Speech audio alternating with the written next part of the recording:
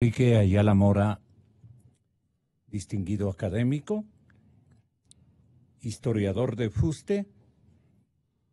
Teníamos comprometido para que analicemos o continuemos en el análisis de los contenidos de esta maravillosa obra. Digo maravillosa, aunque los casos y temas son complicados. Eso se llama la estética de la tragedia, Gonzalo. La estética de la tragedia, bien puesto aquello, bien puesto. Y son años tan conflictivos que en la escuela nos apasionaba, nos obsesionaba estudiarlos, revisarlos, pero asimismo nos daba unos sustos impresionantes porque somos productos de pueblos pacíficos en el comportamiento humano. Y esto nos alarmaba. Pensábamos que era otro Ecuador, el que había suscitado, mil perdones, el que había suscitado estos crímenes. El crimen de un obispo de Checa. Claro, del arzobispo de Quito, al que le pusieron veneno en el... Pero primero fue Checa... Obispo de Ibarra, claro. Obispo de Ibarra. Obispo de Ibarra. Fue el primer obispo de Ibarra. Fue el obispo que tuvo que soportar el terremoto de Ibarra. Y estando de obispo de Ibarra, en medio de la crisis que se suscitó por el terremoto, fue electo por el Senado arzobispo de Quito. Oye, yo siempre me pongo a pensar, ¿qué pasaría si ahora la Asamblea Nacional eligiera obispos? Imagínate. Sí, yo siempre he pensado eso. Pero claro, en esa época, como había una unión Iglesia-Estado, el Senado nombraba obispos que se los presentaba luego al Papa para que él formalice la designación con sus atribuciones de sumo pontífice. Pero claro, lo curioso es que el arzobispo Checa, el obispo Checa, que luego pasó a ser arzobispo, fue el candidato de los liberales, porque García Moreno, pues tenía un candidato más conservador todavía, que era el famoso cura Ordóñez, este sacerdote al cual Montalvo le dedicó uno de los libros más virulentos de la historia nacional, La Mercurial Eclesiástica. Sí, durísimo libro. Durísimo, ¿no? Eso es insultar. Sí, y bueno, no se quedaba corto el gran Juan Montalvo, que iba a una finca, permanentemente iba fugado a una finca que está en el lado noroccidental de mi ciudad. Como no, de Otavalo. Pero Y en realidad... frente a la fábrica San Pedro había una finca de un quiteño muy, muy conocido. Y ahí se alojaba. En donde Montalvo estuvo algunas veces y Eso digo, y donde Abelardo Moncayo vivió largo tiempo. Él Perseguido por haber participado en la muerte de García Moreno, precisamente. No me acuerdo el nombre de esta finca. La Quinta. La Quinta. La Quinta se llama. Sí. Sí, yo he estado ahí. Felizmente la tienen todavía en condiciones bastante bien preservadas. Qué bueno. Claro, en La Quinta vivió don Abelardo Moncayo después de que... Allá íbamos a coger el musgo con mis primas. Sí, ya eso era entonces fuera de Otavalo, pues no, y ahora está prácticamente ya dentro es de la ciudad. Urbano. Pero lo que decía es que en cuanto al crimen político, esa quinta tiene importancia porque fue el refugio de un perseguido, de Abelardo Moncayo, que fue uno de los que participaron en la muerte de García Moreno, estuvo entre el grupo que le avaleó y luego tuvo que esconderse, tuvo que refugiarse. Se dice que fueron tus paisanos los que se fusionaron de tal manera, unos que residían en Ibarra y otros que vinieron a residir en Quito, o combinaban, ¿no? En ese tiempo la movilidad era a caballo y entonces complicado movilizarse desde Quito hasta tu ciudad y la mía. Claro, a Otavalo era un día y medio. Sí. Y a Ibarra eran 2 días. 2 días. Cuando había buenos caballos. Así Pero es. había gente que se hacía a pie el viaje en 2 días. Y sobre todo los atabaleños, pues que tenían esta famosa tradición de cruzar Mojanda y venían a pie, todavía en el siglo XX, ¿no? Ya en el siglo XX. En el siglo Mojanda XX. arriba, ¿no? Así se llamaba. Lo revivimos a través de una especie de práctica sociocultural o muy, muy linda, en la que participaron mis hijos en las primeras caminatas, Mojanda Claro, arriba. una caminata durísima, ¿no? Sí, muy Porque dura. es hacia arriba por las breñas y a De Mojanda. un tranco fuerte para hacer un día, ¿no? Un Sí. día. Y salían a Tabacundo, creo, ¿Cómo no? Salían precisamente, por las lagunas. salían por las lagunas y más precisamente hacia el sector San José de Minas y venían por el noroccidente, ¿no? Correctísimo. Que el camino es más cerca, por ahí. Por ahí. Pero lo que pasa es que la topografía es muy complicada y efectivamente no se puede establecer estas vías más rectas que pueden darse por el otro lado. Ujú. Así era. Bueno, el asunto es que, ¿por qué le mataron de una manera tan increíble al obispo que se convirtió en arzobispo en Quito? Algo le pusieron en el cáliz. Verás, contémosles un poco a los radioyentes qué Sí, es lo por que eso pasó. te Primero, toco el tema de esta manera. Había una situación política muy explosiva e inestable en el país. Había sido asesinado García Moreno un poco más de un año antes. Arrastrado, No, pues en el Macheteado. caso macheteado, ¿no? Y avaliado. avaliado también. Dice un autor, muerto García Moreno, con muerte que en su caso puede considerarse como natural. 14 machetazos y 6 balazos, porque claro, García Moreno provocó mucha violencia, ¿no? Pero Sí tenía prácticas de tirano, ¿no? Claro. Lo que no Fuerte, era fuerte. un asesino vulgar. No. Era un gran estadista, un hombre que tenía una serie Muy de méritos. talentoso, ¿no? Una Sí, inteligencia y honrado. Esa es una de las privilegiada. cosas más importantes. También. ¿no? Él era honrado y creo yo que parte de su asesinato... Vivía cerca del palacio, ¿no? Bueno, vivía en Santo Domingo, pues en la casa Claro. de su esposa. Hasta ahora es una casa patrimonial. Y desde ahí vio el fusilamiento de varias gentes porque el sitio donde se fusilaba era Santo Domingo. Frente a la iglesia. Claro, en la plaza, en la mitad de la plaza. Sí. Ahí les fusilaban, Ahí fusilaban. por orden del mismo. Bueno, en realidad Y no por otros directamente. presidentes. No. En el caso de García Moreno era porque así se sentenciaba entonces. Y Con la siempre pena de habían muerte. jueces que sentenciaban y presidentes que conmutaban la pena. Pero García Moreno no conmutaba, pues. Cuando había que fusilarse, fusilaban, ¿no? Entonces, él no tenía esto de la pena de muerte como una especie de fórmula que luego era superada, sino que la ejecutaba. ¿Y por qué llevó el mote de un dictador perpetuo? Porque fue reelecto por tercera vez. ¿Reelecto, entre comillas? Reelecto por segunda vez. Claro, había sido presidente entre 1961 y 65.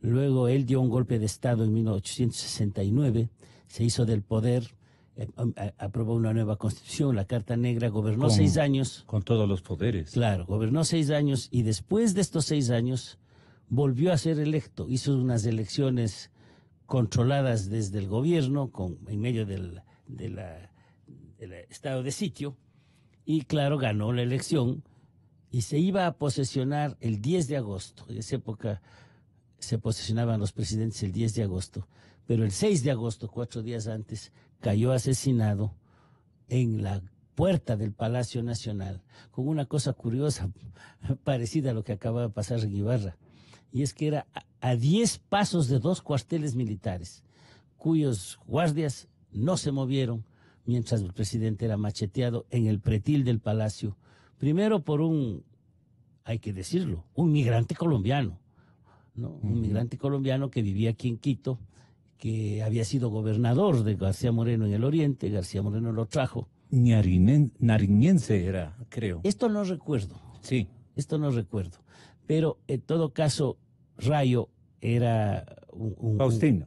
un talabartero muy hábil que le atacó a García Moreno un 6 de agosto a mediodía, cuando él llegaba al palacio ya después del almuerzo y con su edecán. Por otra parte, su edecán, un coronel Pallares.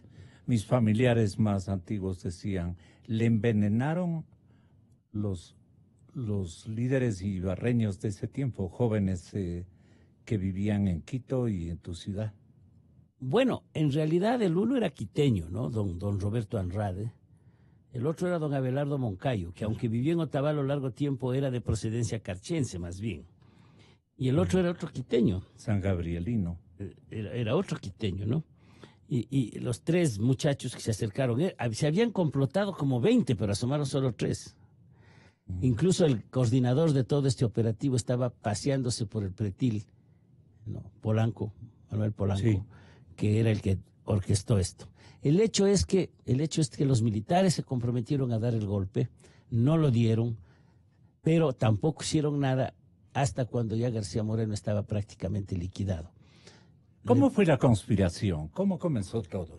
Comenzó todo, claro, las fueron motivaciones. Varias conspiraciones. Sí. Primero porque, como Montalvo había dicho en un libelo, en un periódico que se publicó, bueno, esta es una dictadura perpetua.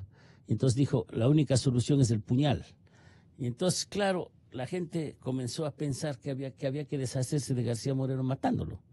Y para eso se agruparon estos jóvenes liberales entusiastas que fueron orquestados por Polanco, y además que a través de Juana Terrazas, una mujer de la cual se ha hablado muy poco, hicieron contacto con el comandante militar de Quito. La idea era matar a García Moreno y dar un golpe de Estado.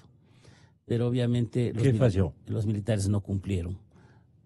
Y se produjo solamente el asesinato.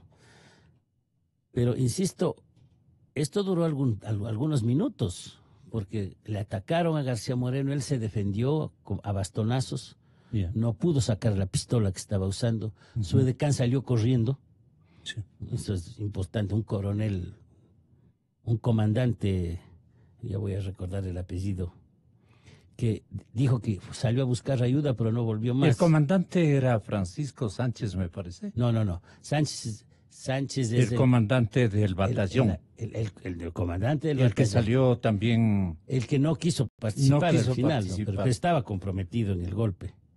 Bueno, entonces, en todo caso, lo que se dio fue pues que este colombiano atacó a García Moreno por la espalda. Le dio el primero, que fue el machetazo más duro, en el cuello, y luego lo siguió atacando a machetazos. García Moreno, se acercaron entonces los 3 jóvenes que estaban complotados y le dispararon. Pues estaban tan nerviosos que no le dieron ningún balazo mortal. Incluso un balazo le llegó a Rayo en la pierna, que después no pudo correr para huir, precisamente por el balazo que le dieron los muchachos que estaban ahí. Y entonces asomó una figura de alguien que no le permitió a García Moreno entrar al palacio, nunca se estableció quién fue, una persona vestida de negro que no le dejó entrar. Él corrió para el otro lado y se cayó. ¿Qué quedó de incógnito ese hombre de negro? Muchas cosas. Sí. Y luego cayó hacia la calle en donde estaban estas vivanderas, en donde hasta ahora son negocios, ¿no? Y al frente de ellas se dio la vuelta Rayo y siguió atacándole con el machete. El que le dio otro balazo ahí fue Roberto Andrade. En eso, pues, recién los militares del cuartel vinieron a ver qué pasaba, pero vinieron con los fusiles sin balas, entonces no pudieron hacer nada. Y Rayo fugó, pero uno solo de los soldados que vino un poquito después, sí le habían ordenado que cargue el fusil, y él lo asesinó a Rayo, evidentemente para silenciarlo, para que no cuente quién le había pagado o quién le había contratado para el asesinato. Esta señora Juana era como amante de ambos, pues. De Abelardo Moncayo. De Sánchez y de Abelardo Moncayo, tienes razón, Gonzalito. Realmente, pues fue una mujer, pero no es una mujer así nomás, es una mujer bien interesante. Tenía sus convicciones liberales, alentaba a la gente que se metía en estos proyectos democráticos, porque y prestaba seguramente su casa para las grandes reuniones. No, porque vivía con su hermano que era canónigo. Allá. Entonces no. Eso no sabía. no podía hacer Ya. eso, pero él ya estaba presente en todo. Creo que Pero se- ella concurría como a muchas reunirse mujeres con tus de paisanos. nuestra historia se las ha maltratado. ¿Cuántos paisanos participaron de la conspiración? Bueno, algunos, los Gómez de la Torre, por ejemplo, esos sí eran ibarreños, pero no llegaron a hacerse presentes el día Ya. del asesinato. El día del asesinato fueron estas personas las que estuvieron ahí. Claro, luego fueron perseguidos. ¿Cuáles son esas personas? Bueno, Roberto Andrade, Ya. Abelardo Moncayo y Cornejo, Manuel Cornejo, Manuel Cornejo. que eran los tres jóvenes complotados. ¿Qué características tenían estos jóvenes ibarreños? Bueno, ella, digamos, era fundamental, eran quiteños. Familias Eran distinguidas. quiteños, pero algunos de tenían origen ibarreño fincas y otros de en origen Ibaura. calchense. Tenían fincas, ¿no? Luego Ah, fue luego. Moncayo a vivir en Otavalo, luego a la Quinta, Sí. pero ya perseguido. No, Sí. antes, él tenía aquí su cuarto en Quito, trabajaba como periodista, había sido jesuita, había sido estudiante jesuita y se salió, compañero de González Suárez, que también fue estudiante jesuita. Y entonces, pues, estos tres, ¿Y Checa? Checa estaba de momento Checa no participaba en el hecho, era simplemente Un antecesor. simplemente obispo de Ibarra en ese Ya. momento, ¿no? Y entonces Pero debe haber tenido o mantenido algún tipo de relación. muy mala relación tenía Checa con García Moreno. No eran amigos. García Moreno lo consideraba muy blando, lo consideraba muy complaciente con los liberales. No eran Pero buenos no amigos. nos saltemos Por eso, del arzobispo. te- ¿Cómo le terminemos con García intentaron Moreno. matar? Verás, a García Moreno lo mataron entonces, no lo mataron por celos, eso es muy importante destacar. El cuento de que fue por celos, por la muerte, por la esposa de Rayo, es una mentira que surgió 40 años después. Ahí hubo un delito político y a mi juicio lo mataron fundamentalmente con la acción y complicidad de los propios garcianos, No era de su propio ministro de guerra. Entonces yo creo que no hay que culparle ni a la masonería, que no estaba organizada en esa época en el Ecuador. Pero qué Ni odio tam- enfermizo ni tam- tenían los conservadores Claro, pero ahí hubo un asunto. a la masonería, digo. Claro, pero en ese entonces la masonería es solamente una organización de fuera del país, aquí no estaba organizada, no tenían condiciones para... ¿A quiénes llamaban masones? A los masones, pues a los que se juntaban en esta organización secreta que tenía vinculaciones más bien con el liberalismo, con el libre pensamiento. Ya. Luego tuvieron importancia en el Ecuador, pero en el caso de García Moreno, yo personalmente creo que los autores fundamentales no fueron ni los celos de Rayo, ni la masonería, sino el propio grupo de García Moreno, más concretamente su ministro de guerra, el general Francisco Javier Salazar, quienes dispusieron su muerte. Los fundadores, no obstante, del liberalismo vienen a ser paisanos tuyos. Ah, claro, algunos sí, pues, algunos desde luego. Ahora bien, muerto García Moreno, el país estaba agitado. Vino un presidente de transición que no pudo ofrecerle al país una reforma de la Carta Negra, que fue Borrero. Cayó Borrero y una revolución de corte liberal liderada por el general Ventimilla llegó al poder.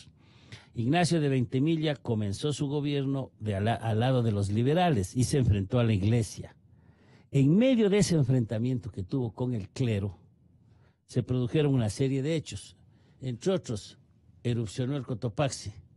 Eso, como cuando se le culpó de eso a Correa, obviamente no fue culpa ni de Correa ni de Ventimilla, pero claro, el cómo manejaron las crisis sí fue un problema de los gobiernos.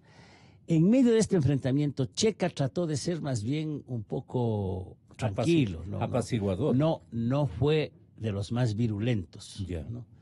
Pero el Viernes Santo del año 1877, el arzobispo fue a la catedral, cruzó la Plaza Grande y ofició la ceremonia del Viernes Santo, que los católicos, pues sabemos, no tiene misa. Es el único día del año en que no hay misa, porque Cristo está muerto. Así es. Está muriendo Cristo.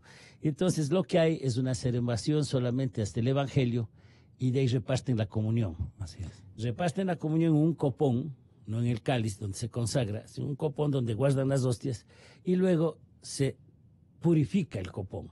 Usan vino y agua, como siempre, para que no quedaran pedacitos de hostia dentro del copón, y entonces eso asegura que... Era tan y entonces sagrado el hizo asunto. eso el Ajá. arzobispo. Pero el momento en que consumió El vino. el vino, le dijo al cura que estaba al lado de él, que estaba de subdiácono: Andradito, que cambien el vino porque está con cascarilla. Y entonces, pero claro, tuvo que tomarse todo. No fue otra la realidad. No tuvo chance No. de Curiosamente, este cura había tenido un conflicto con el arzobispo años atrás, porque había contratado al pintor Pinto para que le decore el comedor. Y Pinto aprovechó para quitarle la amante. Y entonces el arzobispo lo sancionó al cura porque lo había perseguido con un cuchillo por las calles. Y entonces, o sea, ya podemos imaginar un venezolano con un cuchillo en la calle de Ibarra, un cura con un cuchillo por las calles de Quito persiguiendo a un pintor. Ese es el Ecuador, ¿no? Entonces, el arzobispo lo sancionó, le suspendió, le quitó el ejercicio. Entonces, este cura es uno de los principales responsables en el asesinato, porque tuvo acceso precisamente a la posibilidad de que se envenenara. ¿Y qué le pondría? Estricnina. Se estableció que un mes antes había ido a una farmacia a comprar se estricnina. estableció aquello. Eso quedó establecido. Él dijo que era para matar ratas, pero en realidad pasó eso. El otro diácono también era otro cura de apellido Andrade, Sí. arzobispo, que llegó a ser obispo de Riobamba, Arsenio Andrade. Ese no es, ambos se llaman Andrade, pero este segundo no tiene nada que ver con el asesinato. Entonces, pues, el arzobispo alcanzó a ir al palacio y a la 1 de la tarde, cuando se disponía a almorzar, le dio un ataque masivo, tuvo vómito y estaba envenenado. y no pudo controlarse. Claro. Murió en pocos minutos. Cuando llegó el médico ya tuvo que certificar que había muerto. Y claro, inmediatamente se produjo en Quito, que no había obviamente radio ni televisión, pero era una ciudad pequeña y había un rum rum muy activo, sobre todo en el mercado.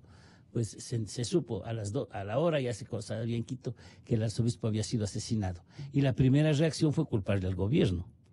Yo personalmente no creo que el gobierno de Ventimiglia fuera tan estúpido de matar al arzobispo cuando estaban en el conflicto. Pero la gente primariamente creyó que así era. Y entonces el gobierno tuvo que defenderse y se defendió torpemente. Quisiera decir, emitió un comunicado bastante infeliz, diciendo tratando de demostrar que no había sido el gobierno el responsable, cuando en realidad no tenía que hacer eso. Creo que tuvo el mismo poco tacto que tuvo ahora el presidente al emitir ese comunicado sobre el tema del caso de Ibarra y los venezolanos, ¿no? Yo creo que no es que no tuviera razón Moreno ni tuviera razón Ventimiglia. Entonces, lo que fue es que como lo dijeron, y el momento sobre todo en que lo dijeron, fue absolutamente inoportuno, además sin centrar el problema en lo que debía ser. ¿Cuál era el ambiente que suscitó a mediados del 75? Bueno, me refiero al siglo XIX. Claro, en el siglo XIX, el 77... El ambiente que era escenario para conspirar contra García Moreno. Bueno, para conspirar contra García Moreno había muchas razones, ¿no? Y era pues que García Moreno efectivamente había hecho un gobierno muy autoritario, muy abusivo, que incluso persiguió a los obispos. Hubo varios curas que fueron sancionados por su mala conducta y los sacaron por el oriente. No los expulsaron del país por la costa para que se vayan a Lima o a Panamá. Los sacaron a la selva. Por el oriente, y murieron en la selva, ¿no? Claro. Murieron en la selva, sí, consumidos por las enfermedades. Hay un montón de leyendas sobre eso. Entonces García Moreno fue realmente un presidente autoritario, tiránico, pero al mismo tiempo fue un gran constructor, eso es evidente, y además un hombre que tenía idea de lo que estaba haciendo. Él quería construir el Estado Nacional Ecuatoriano e indudablemente su acción se apuntó en esa línea. Consolidó el poder oligárquico, pero estabilizó la moneda, y recibió el país con 13.000 alumnos en el sistema educativo y entregó el país 6 años después con 32.000 alumnos. Fantástico. Comenzó el ferrocarril, es decir, una obra impresionante. Y sobre todo, Gonzalo, una obra estructural, no es una obra de relumbrón. Claro. Y honrado. Esto es más importante que todo. García Moreno no permitía robar ni a los cuñados. Era realmente Como el correísmo. puta, pues, o sea, asomaba un tío sin vergüenza y García Moreno lo mandaba preso, sin ningún asco. Pero no es que era cómplice ni encubridor, no. Él, García Moreno, yo creo que por eso me molesta cuando se lo comparan con Correa, porque no tienen nada que hacer, no tienen nada que ver. Salvo además que el autoritarismo de García Moreno era un autoritarismo orgánico, es decir, él hacía eso porque creía que con eso salvaba al país. Correa era autoritario para que su banda pudiera robar. Esa es una diferencia fundamental. Entonces yo creo que no debemos extrapolar las realidades. Bueno, esa fue una reacción muy grande y efectivamente eso estalló en Quito una vez que murió García Moreno. Y obviamente fue a un gobierno de corte liberal que no duró mucho, porque Ventimiglia se transformó muy rápidamente en un presidente autoritario. Ese sí, muy parecido a Correa durante el tiempo que gobernó, porque gobernó en medio de un auge que no lo supo aprovechar. ¿El auge era de? El auge porque García Moreno dejó organizando el país. Ah, ya. Por un lado, lo dejó subieron los ingresos de la aduana y además hubo una circunstancia que ingresos para el fisco había claro, que no dependía cantidad. del Ecuador, la guerra del Pacífico. Perú, Bolivia y Chile estaban en guerra, se cerraron los puertos del Perú y Chile y vino todo el comercio a Guayaquil, subieron la actividad comercial, la economía y los impuestos en forma muy acelerada. Los paisanos lavaron el cerebro de Faustino, aduciendo de que García Moreno se quedaba a su paso al palacio, se quedaba desde su casa. Así es, pero eso es una falsedad. Es una falsedad. ¿Cómo le comprobaste? García Moreno tuvo una vida de relaciones femeniles muy agitada. Al inicio de su gobierno... Tenía cualquier cantidad. Al inicio de su primer gobierno, por ejemplo, él tuvo un incidente horrible con su amante, doña Virginia Klinger, a la cual él le apuñaló, García Moreno, porque ella se había metido con el ministro colombiano. Incluso eso terminó siendo pretexto para una guerra con Colombia. Pero con el tiempo García Moreno había ido sufriendo una especie de conversión. Se volvió un fanático. Andaba leyendo La Imitación de Cristo, usaba cilicios, quería ser una especie de mártir. Y él sentía que quería ser un mártir. Y entonces él ya no estaba en condiciones de andar en aventuras de esa naturaleza, porque para entonces se había transmutado en una especie de obsesivo religioso, ¿no? Lo cual lo volvía todavía más peligroso, porque el que hace eso creyendo que con eso salve el alma o hace lo que Dios quiere, no tiene límites. Entonces, por eso, pues la conspiración contra María García Moreno fue muy extendida, muy extendida. Mucha gente estaba metida en las ganas de tumbarle, menos en el asesinato, por eso que al rato preciso asomaron solo 3. ¿Polanco y Cornejo eran los únicos quiteños? ¿Los demás eran ibarreños? No, vuelvo a insistirte que eran de origen del norte, de Ibarra y del Carchi. ¿Manuel Cornejo de dónde era? Quiteño. Cornejo y Polanco eran quiteños. Quiteños. Y Moncayo era de origen, Moncayo y Andrade eran de origen del norte, de familias imbabureñas pero asentadas en el Carchi, al revés de lo que sucede ahora. En San Gabriel. Es San Gabriel, efectivamente. Sí. De Puntal, de esa época. Ahora, sí. En esa época, Cantón San Gabriel ahora es un cantón específico. Y entonces, bueno, como ves los dos... Pero Polanco decía la idea de que el asesinato... Polanco era un aristócrata quiteño, un hombre rico que tenía una posición muy holgada, un abogado prestigioso. Él podía incluso aspirar a ser el ministro de gobierno, el ministro del interior del gobierno. Tenía personalidad para aquello. Él era el eje de la conspiración. Estos muchachos más jóvenes como Moncayo y Andrade no hubieran podido hacerlo solos. Y este comandante Francisco Sánchez fue uno de los que tenía predisposición así es. Para, digamos, persuadir a los miembros cupulares de ese batallón que había. En realidad parece que no lo hizo. Él ofreció exactamente el que iba a mover a su batallón, él el segundo jefe de la guarnición de Quito, ¿Dónde era el batallón? Al Perdón. frente del palacio, donde hoy es el museo del municipio, donde llamamos el cuartel real de Lima. Ahí estaban dos cuarteles, el cuartel de infantería y el cuartel de artillería. Y en la puesta de lo, más o menos, en la puesta de lo que hoy es el museo municipal, ¿no es cierto?, frente al palacio, ahí estaban parados los guardias, mientras a 20 pasos matando al presidente. Y entonces, el comandante Sánchez, pues, que terminó prendado de la Juana Terrazas, él a través de Juana se relacionó con Abelardo Moncayo.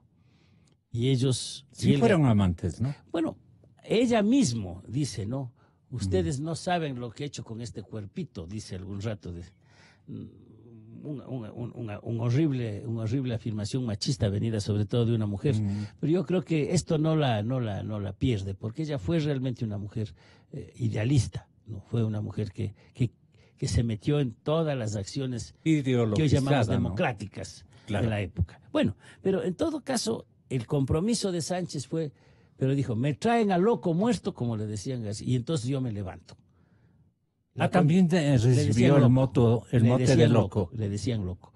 Y entonces, el segundo fue el doctor Velasco. Claro, el doctor Velasco, que le duró más. Le duró más. Y le dijimos nosotros loco, también. Nosotros pues, le gritábamos en las calles, ¿no? Y entonces, el doctor García Moreno, pues, les daba tal miedo que mientras no estuviera muerto no se movieron. Y efectivamente, pues, cuando ya estuvo muerto, no se animaron a darle el golpe, sino que asomaron los soldados y más bien le mataron a Rayo, le tomaron preso, pero luego le mataron, y después establecieron una especie de tensa calma en la ciudad, que es lo que sucedió el 6 de agosto. ¿Quién era Gregorio Campuzano, que era íntimo de Rayo? Una víctima inocente. Has hecho bien los deberes, Gonzalito, porque veo que te has leído con detenimiento el libro. Está bien narrado, sí, bien bonito. Y entonces, sí, Gregorio Campuzano era... No, me encanta a mí la historia. ¿Cómo no? Gregorio Campuzano era un ex militar que había tenido problemas con García Moreno y efectivamente era amigo de Rayo. Pero Gregorio Campuzano no tuvo nada que ver con la conspiración. Sin embargo, necesitaban alguna víctima ese rato. Lo tomaron preso a él y a Cornejo y los juzgaron. Y los jueces, suena, ¿no?, no se atrevieron a sentenciarlo porque no encontraron razones para hacerlo. Obviamente. El presidente de la República encargado, ¿no?, Francisco Javier León, mandó una nota a los jueces diciéndole que él tenía la convicción moral de que eran los culpables. Y con esa presión, los jueces los sentenciaron a ser fusilados y efectivamente fusilaron a Campuzano, un hombre absolutamente inocente. Qué horror. El 5 de agosto los conspiradores se enteraron por Polanco de que el Sánchez tendría a su mando a los dos cuarteles. Claro, porque se turnaban. Él era comandante de una unidad, pero al mismo tiempo era subcomandante de la guarnición de Quito. Y el día 6 de agosto le tocaba hacerse cargo de la comandancia de la ciudad. Entonces tenía los dos cuarteles a sus órdenes. Ya estaba de moda, digamos, los obedientes a atentar contra García Moreno, porque el tiranicidio ya era un lenguaje con el que se referían al presidente. Sí, pero eso fue después. Yo creo que en esa época lo que más interesaba era el golpe de Estado. El golpe de Estado. El poder. Y claro, y el poder, porque además Sánchez pues le habrán ofrecido que va a ser ministro de guerra o hasta le ofrecieron ser dictador, porque a cada oficial de segunda o de tercera fila que le metían en política le ofrecían a ser dictador y algunos se creían y algunos llegaban, como llegó Ventimilla, a ser jefe supremo, como se llamaba entonces. Lo que me parece que hay que destacar entre la muerte de García Moreno y la muerte de Checa es que en ambos casos los crímenes paralizaron la ciudad de Quito. Ni se dio el golpe de Estado contra García Moreno, contra sus sucesores, sino que continuaron unos meses en el poder, porque Quito quedó en shock. ni tampoco cayó Ventimilla.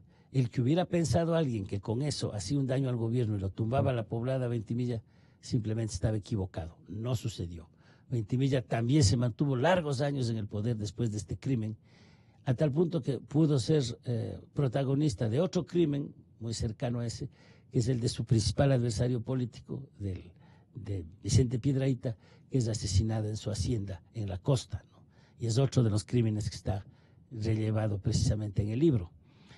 Pero, es decir, ninguno de los dos crímenes provocó el golpe de Estado.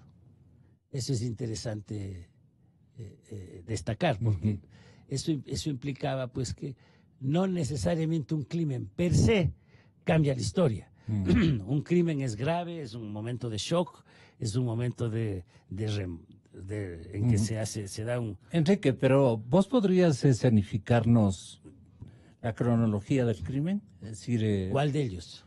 de García. De García Moreno, claro. García Moreno anuncia su reelección a principios del año 75. Declara la vigencia de la ley marcial en todo el país, precisamente para impedir que se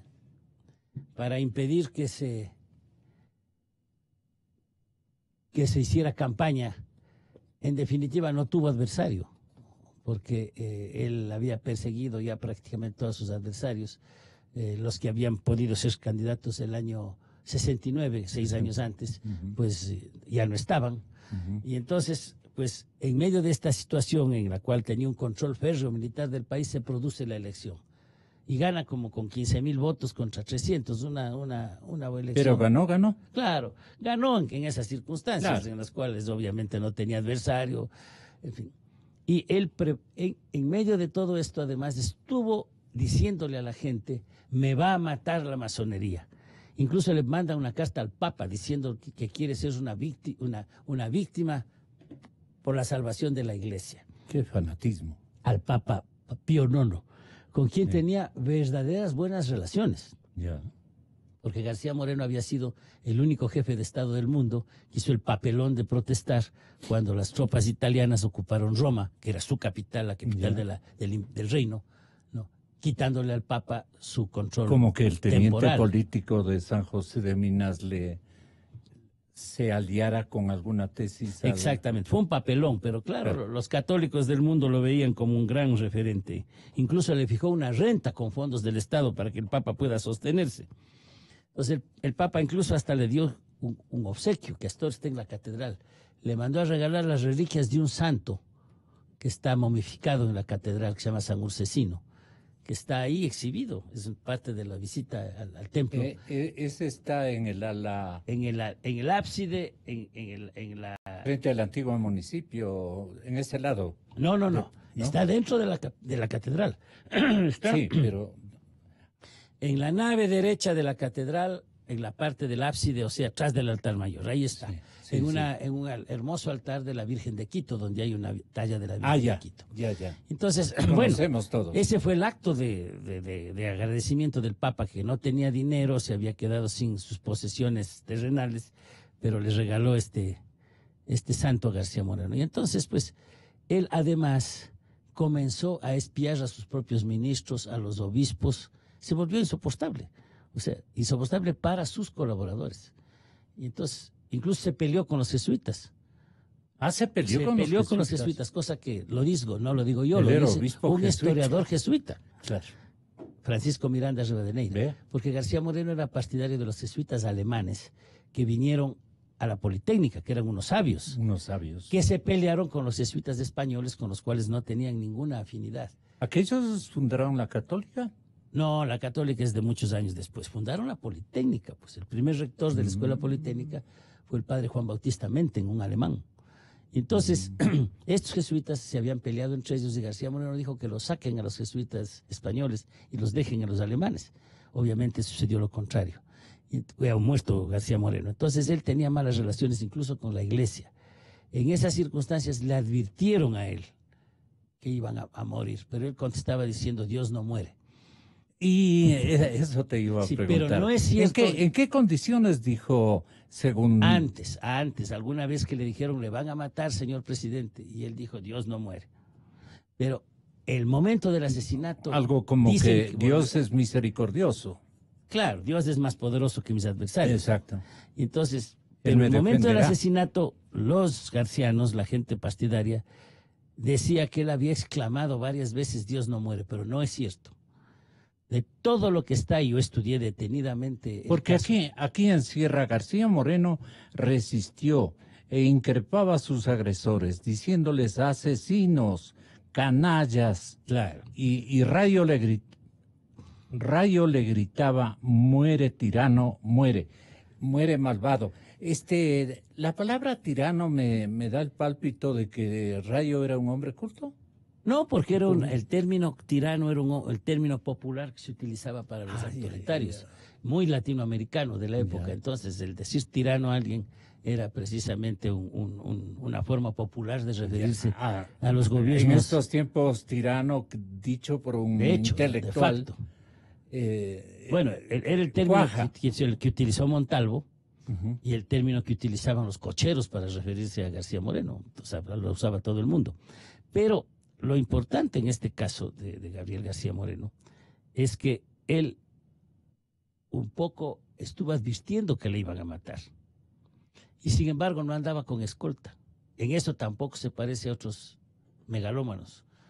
Andaba solito en las calles de Quito, con el edecán, un coronel Payares, ya me acordé el Sí. apellido, un comandante Payares, ¿no? Y que era como no haber, efectivamente. Y sí andaba, eso sí, armado. Por eso es que uno de los principales machetazos de Rayo fue tirarle un machetazo en la mano para que no pueda Para sacar la evitar pistola. que saque Sí. la pistola. Entonces, pero un hombre que se circulaba por las calles de Quito a pie, sin ninguna escolta. Pero Faustino le estudió bien a José Claro, Gabriel. claro, tenía bien estudiada la ruta que iba a seguir, que era por lo demás una ruta muy conocida. Él salió de su casa en Santo Domingo, subió por la calle Flores, sí, por la calle Sucre, si no me equivoco, llegó a la esquina que actualmente es de la compañía del Sí, Banco sí. Central, Viró a la derecha. caminó una cuadrita, Y ya estaba en el porque, palacio. claro, pero visitó a sus suegros, a los señores ¿Dónde Alcázar, vivían? en esa calle, en la calle García Moreno, en la calle de las Siete Cruces. Ah, ya, Y ya. entonces ahí él esperó, es decir, visitó a sus suegros. Donde era el municipio. No, donde es el banco, donde fue el Banco Central, donde era el Ah, Museo ya, o Numismático. sea, ya. Y luego de ahí cruzó. Se dice que entró a hacer una visita al Santísimo en la catedral, pero no es cierto. Fue directo, subió al pretil, se encontró con la hermana del expresidente de la República, doña Ramona. Él le saludó diciendo buenas tardes, Misia Ramonita. Misia era una forma respetuosa de referirse a las señoras en esa época. Saludó con doña Ramona y apenas doña Ramona cruzó, Rayo se le acercó por atrás y le dio los machetazos. Pocos segundos después aparecieron por el otro lado los tres jóvenes y le descargaron los balazos. No llegó a una de las dos puertas del palacio, precisamente que estaban abiertas, y que él pudo alcanzar precisamente porque... ¿Quiénes eran los tres jóvenes y cómo lograron escapar? Bueno, Moncayo y Andrade terminaron siendo cuñados, eran muy amigos. Ya. Y Cornejo, pues era el menos, curiosamente, el menos decidido, el que no quería matar a García Moreno. Él estuvo prácticamente solo acompañando. El que realmente estaba dirigiendo el operativo, no, era Roberto Andrade. Ah, Roberto. Ese era el que... por eso es que lo persiguieron con más hazaña a él. Él ni siquiera pudo vivir en el Ecuador hasta que ganó la Revolución Liberal. Pues estos tres muchachos, estos tres jóvenes, tenían entre 20 y 23 años, 24 años, los tres, pues lo persiguieron. Incluso cuando García Moreno cae a la calle, Rayo se baja por las gradas y le sigue atacando. Ellos comienzan a darse cuenta de que ya no iba a haber el golpe de Estado. Entonces el susto que se pegaron es que ellos ya se jugaron, ellos hicieron su parte y en un momento en el que tuvieron un pequeño encuentro con Polanco les dice, todo ha fracasado. Y entonces huyen hacia el norte, por las calles hacia el norte, mientras mataban a Rayo, y Moncayo y Andrade logran fugar. En cambio que Cornejo se va a meter en un páramo y su novia trata de contactarlo, y cuando trata de contactarlo su familia y su novia, los dos, ¿no?, lo descubren a través de los espías del gobierno y lo toman preso, lo traen a Quito y lo fusilan. Los otros dos no sobrevivieron, y el uno fue un gran historiador del liberalismo y el otro fue el gran mentalizador de la revolución liberal, don Abelardo Moncayo, claro, una figura de primera línea en la literatura y la política del Ecuador. Así es. Ya se nos fue el tiempo. ¿Cómo no, Gonzalito? ¿Cuándo nos vemos? Cuando me dispongas, pues. No, pero tiene que ser esta misma semana, no les dejemos con las ganas. Bueno.